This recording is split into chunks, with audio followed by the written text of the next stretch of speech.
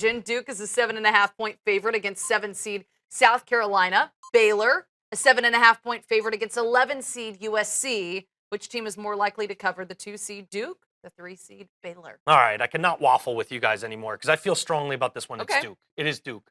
And well done by our great producer Chris Antonacci here. Figuring out which games are close spreads. Both about the same spread here. I just think Duke is way more likely to win by double digits than Baylor. Baylor's just one of these teams. They're a little Jekyll and Hyde-ish. They've come out with flat performances in the tournament in years past under Scott Drew. I don't know that guy right there. I just don't know if late in the game, if they're getting pushed to the limit, if he can kind of X's and O's his way out of an upset. This game is in Greenville, South Carolina. Mm-hmm. Does that play any factor in your decision? A little bit, for sure. We saw that come into play in the first game with South Carolina feeding off of that Greenville crowd to beat Marquette, but Duke's not that far away either, and I do feel like Duke is just way more likely to cover. I'd be really surprised if Duke doesn't cover 7.5 tomorrow. I think that looking at the games left, and as we're kind of dwindling down here with less and less games, there's less and less options to bet on.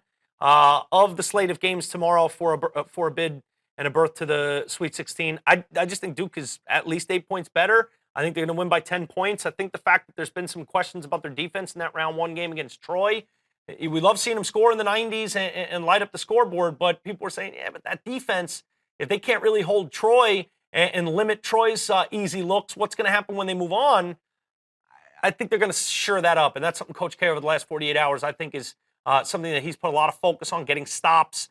I think Jason Tatum is just realizing how great he can be right before our eyes over the last 6 weeks. A couple big games against Carolina in the last couple weeks, and just a player that is more and more becoming the X factor for Duke. And then you add the shot-making ability of Allen and Kennard and some of the senior leadership with Jefferson kind of doing the dirty work down low. I just don't think South Carolina can match the talent of Duke, where I wouldn't be totally shocked if USC beats Baylor flat out. So, yeah, with how we've seen them play in the tournament.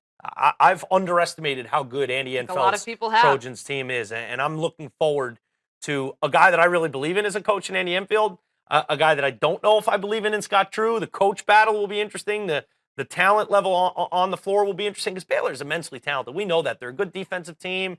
They got a little inside-outside, but they're going up against a hell of a Trojans team that's really athletic, and I think if they kind of catch a rhythm offensively, they can win that game outright. So Baylor to cover makes me nervous. Duke covering, not that much. I think that's an easy cover.